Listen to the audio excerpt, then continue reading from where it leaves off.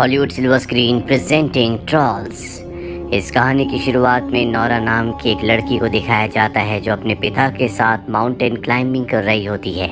ऊपर चोटी में पहुंचने के बाद उसके पिता उसे सामने पहाड़ दिखाते हैं और कहते हैं कि आज भी हमारी दुनिया में ट्रॉल्स हैं जो अपने आप को दुनिया से इंसानों से छुपा कर रखते हैं। नोरा के पिता ने उसे कुछ वक्त पहले एक कहानी सुनाई थी जिसमें उन्होंने 13 ट्रॉल्स के बारे में बताया था जो एक पार्टी में गए थे जहां पर उन्होंने बहुत ज़्यादा नशा कर लिया था, जिसके बाद वो सूरज की रोशनी में आ गए जिसकी वजह से वो पत्थर के बन गए।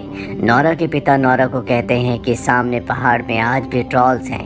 नोरा उनकी बात पर विश्वास नहीं करती और उसके पिता कहते हैं कि तुम्हें अपनी मन की आंखों से देखना चाहिए। और जब वो अपने मन की आंखों से ध्यान लगाती है तो उसे सामने पहाड़ पर हलचल दिखती है जिससे वो घबरा जाती है। दरअसल ट्रॉल्स के बारे में पौराणिक किताबों में लिखा हुआ है जिन पर अब इंसान विश्वास नहीं करते। कई साल बीत जाते हैं और हमें एक टनल दिखाई जाती है जहां पर कुछ वर्कर्स काम कर रहे होते हैं। वो टनल को आगे बढ़ाने के लिए वहां पर एक ब्लास्ट करते हैं जिसके बाद सब के सब अंदर जाते हैं और तभी उनकी तरफ कोई बढ़ता है जिससे सब के सब डर कर वहां से भाग जाते हैं। अब जो मिलिट्री कमांडर होते हैं वो इस पूरे के पूरे मामले को जानना चाहते हैं, इसीलिए वो एक बहुत बड़ी मीटिंग रखते हैं जिसमें नोरा को बुलाया जाता है। नोरा अब बड़ी हो चुकी है, वो एक वैज्ञानिक है जो धरती पर पुराने जीवों की यानी कि जो पहले जीव रहा करते थे उनके बारे में स्टडी करती है। नोरा जब मीटिंग में जाती है तो वहाँ पर सब के सब आसपास के इलाके की फुटेज देखते हैं जहाँ पर टनल थी। सबको ऐसा लगता है कि ये सब तूफान की वजह से हुआ था, पर नोरा कहती है कि मुझे यहाँ पर किसी के पैरों के निशान दिख रहे हैं जो हेलीकॉप्टर से शूट करने के बाद दिख रहे होते हैं क्योंकि वो बहुत बड़े होते हैं। नोरा की इस बात पर सब उस पर हंसते हैं। तभी वहाँ पर एक लड़की आती है और सबको बताती है कि टनल के अंदर से एक और नए वीडियो फुटेज को भेजा गया है। और जब सब उस वीडियो फुटेज को देखते हैं तो हैरान हो जाते हैं क्योंकि उसमें ये एक बहुत बड़े क्रिएचर को देखते हैं।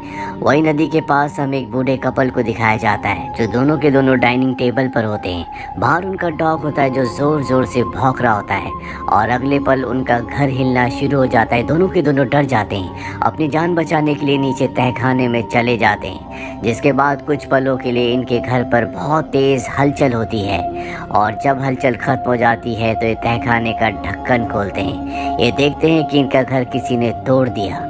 इस केस को स्टडी करने के लिए नोरा और उसके साथी जिसका नाम एंड्रियास है उन दोनों को यहाँ पर भेजा जाता है। यहाँ उनकी मुलाकात कैप्टन से होती है। वो बताता है कि नदी पार करके कोई बहुत बड़ी चीज़ आई और उस बड़ी चीज़ ने इनके घर को तोड़ दिया।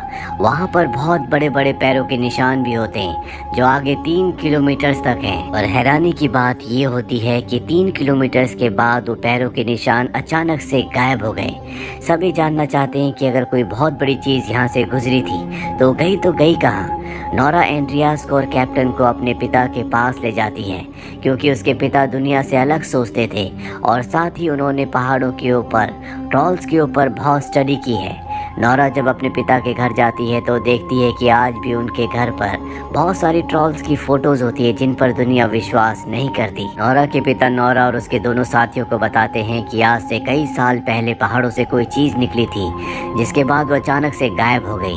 गवर्नमेंट को इस बारे में पता था लेकिन उन्होंने दुनिया से इस बात को छुपाया। नोरा अपने पिता को बताती है कि आज भी पहाड़ों से कोई चीज़ निकली है और अब उसके पिता को पूरा यकीन हो चुका है कि वो चीज़ ट्रॉल के अलावा कुछ नहीं हो सकती।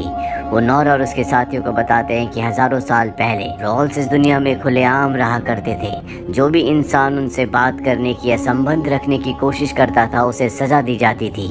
और अब नोरा अपने पिता एंड्रियास और कैप्टन के साथ उस जगह पहुंच जाती है जहां पर पैरों के निशान थे। यहाँ पर नोरा के पिता पहाड़ों को पत्थरों को बहुत ध्यान से देख रहे होते हैं जिस पर एंड्रियास और कैप्टन उसके पिता को पागल समझते हैं। दरअसल पूरी दुनिया उसके पिता को पागल ही समझती है क्योंकि वो ट्रॉल्स की बातें करते हैं जो दुनिया के लिए एक कहानी है। नोरा भी अपने पिता की बातों पर विश्वास नहीं करती। नोरा अपने पिता के पास जाती है और कहती है कि यहाँ पर कुछ नहीं है और तभी अचानक आसमान में बादल आना शुरू हो जाते हैं। नोरा को अजीब सी गंध आती है और जब वो पीछे पत्थर को देखती है तो उसकी एक आंख खुलती है। दरअसल ये एक ट्रॉल होता है जो अब इन चारों के सामने खड़ा हो जाता है। सारे के सारे अपनी जान बचाने के लिए हेलीकॉप्टर से वहाँ से भागते हैं। साथ ही ये उसे लाइव रिकॉर्ड करके वहाँ पर दिखाते हैं जहाँ पर मिलिट्री कैंप है, जहाँ पर बड़े बड़े ऑफिसर्स हैं। और अब सबको यकीन हो चुका है कि ये एक बहुत बड़ा मिथिकल क्रिएचर है जो इस दुनिया के लिए खतरा हो सकता है। वहाँ पर नोरा पहुँच जाती है। वो कहती है कि मैं इस केस पर, इस क्रिएचर के ऊपर और भी स्टडी करना चाहती हूँ, लेकिन प्राइम मिनिस्टर कहती है कि जब तक तुम इसे स्टडी करोगी तब तक दुनिया के लिए बहुत बड़ा खतरा बन जाएगा।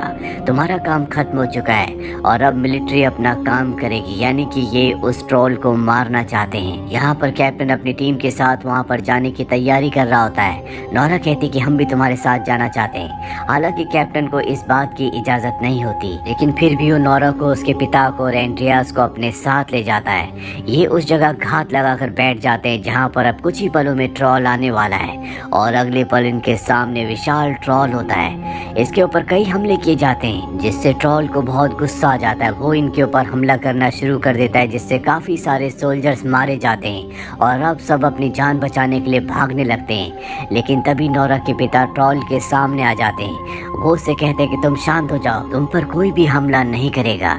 ये सुनने के बाद ट्रोल शांत हो जाता है। दरअसल वो इंसानों की भाषा को समझता है।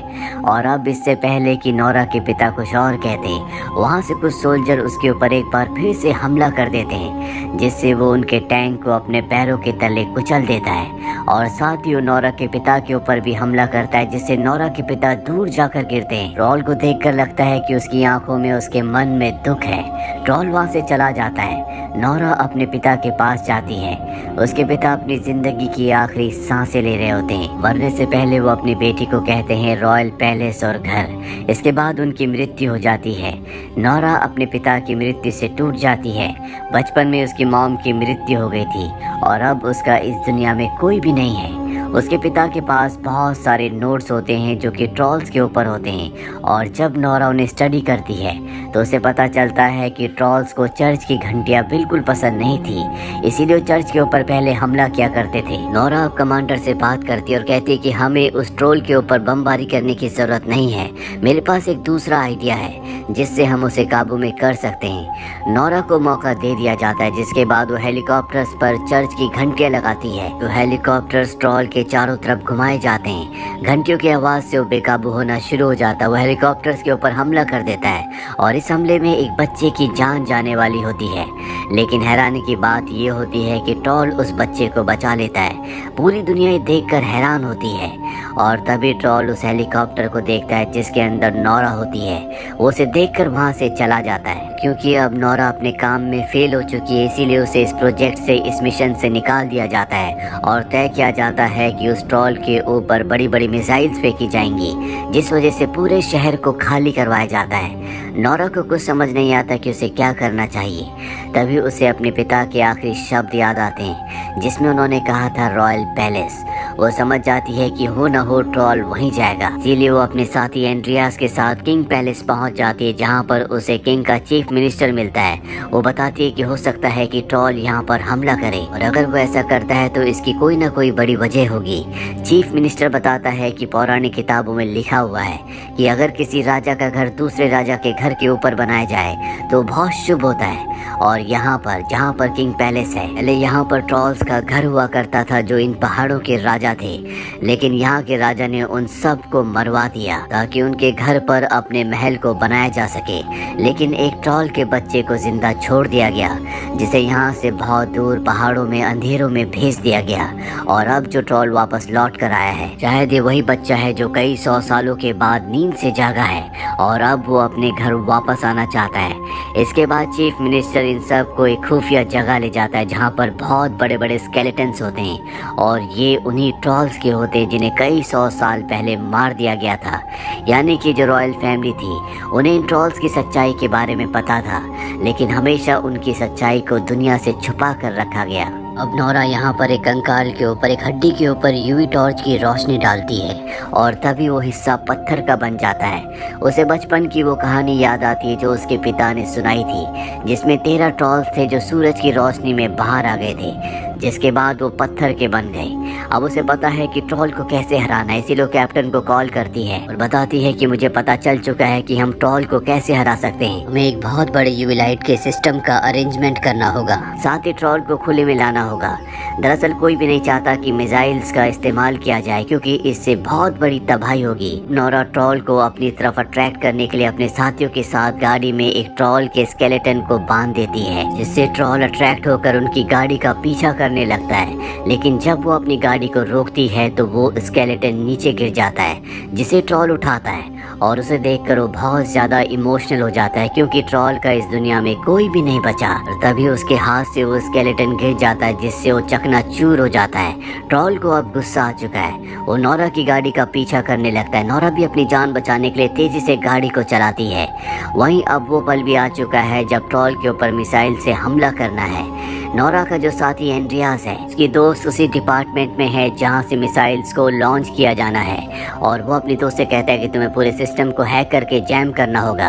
उसकी दोस्त वैसे ही करती है, और जब मिसाइल्स का बटन दबाया जाता है तो वो एक्टिवेट नहीं होती। वहीं नोरा को दिखाया जाता है जो एंड्रियास के साथ गाड़ी में ट्रॉल से भाग रही होती है, लेकिन अब ये उस जगह पहुंच चुके हैं जहां पर कैप्टन बहुत सारी गाड़ियों में यूवी लाइट मशीन्स के साथ ट्रॉल का इंतजार कर रहा है। ट्रॉल इनकी गाड़ी पर हमला करता है, लेकिन नोरा और एंड्रियास गाड़ी से कूदकर अपनी जान बचा लेते हैं। वहीं मिलिट्री ऑफिसर्स को पता चल जाता है कि यहाँ पर एंड्रियास की दोस्त है जिसने सिस्टम को हैक किया है। वो एक बार फिर से सिस्टम को ऑन करके मिसाइल्स को छोड़ देते हैं, पर जब कमांडर को पता चलता है कि ट्रॉल के आसपास बहुत सारे सोल्जर्स भी हैं, तो वो उन्हें एक बार फिर से रोक लेते हैं। वहीं नोरा कैप्टन एंड्रियास और अपने सभी सोल्जर्स के साथ मिलकर उन मशीन से जिनसे यूवी लाइट्स यानी कि अल्ट्रा वायलेट रेजेस निकलती हैं, उन रेस को उसके ऊपर फेंकना शुरू कर देते हैं, जिससे ट्रॉल पत्थर का बनना शुरू हो जाता है। उसे बहुत दर्द हो रहा होता है, दर्द से वो चिल्ला रहा होता है, और तब नोरा को एहसास होता है कि ट्रॉल के साथ जो कुछ हो रहा है वो सब गलत है। जिस कुदरत ने इंसान को बनाया था, उसी कुदरत ने इन ट्रॉल्स को बनाया था। ट्रॉल्स को इंसानों ने खत्म कर दिया, जबकि वो इंसानों के लिए कभी खतरा नहीं थे। इसीलिए वो उन मशीन्स को ऑफ कर देती है जिनसे यूवी लाइट्स निकल रही होती है, और खुद ट्रॉल के सामने खड़ी हो जाती है। उससे चिल्ला चिल्ला कर कहती है कि तुम यहाँ से चले जाओ, एक बार फिर से अंधेरों में कहीं गुम हो जाओ, नहीं तो इंसान तुम्हें मार देंगे। ट्रॉल उसकी बात समझ रहा होता है, पर इससे पहले कि वो ऐसा करता, सूरज निकलना शुरू हो जाता है, जिससे उसकी जो रेज होती है, जो अल्ट्रा वायलेट रेज हैं, जो कि उनके लिए बहुत ही हानिकारक हैं, वो उस पर पड़ती है। ट्रॉल पत्थर का बनकर वहीं पर गिर जाता है, और इस तरह से ट्रॉल का खात्मा हो जाता है। नोरा के पास प्राइम मिनिस्टर आती है और कहती है कि तुम्हारे पिता की जितनी भी कहानियाँ थी वो सब की सब सच थी, लेकिन यहाँ पर नोरा को और उसके साथी एंड्रियास को ट्रॉल की मौत से बहुत दुख होता है। न कि एंड्रियास हमेशा से गवर्नमेंट के लिए काम करता था, लेकिन अब वो अपनी नौकरी छोड़ देता है क्योंकि उसे एक राइटर बनना था, और वो यहाँ से नोरा के साथ निकल जाता है। वो नोरा से पूछता है क्या इस दुनिया में ऐसे और भी ट्रॉल हो सकते हैं। वो कहती है कि नॉर्वे की पहाड़ियों में हमें ऐसे ट्रॉल मिल सकते हैं, और इसके बाद ये दोनों के दोनों नॉर्वे की पहाड़ियों की तरफ निकल पड़ते हैं। इसी के साथ ये फिल्म, ये कहानी जिसका नाम ट्रॉल्स है, यहीं पर खत्म हो जाती है। उम्मीद करते हैं कि ये कहानी आपको पसंद आई होगी।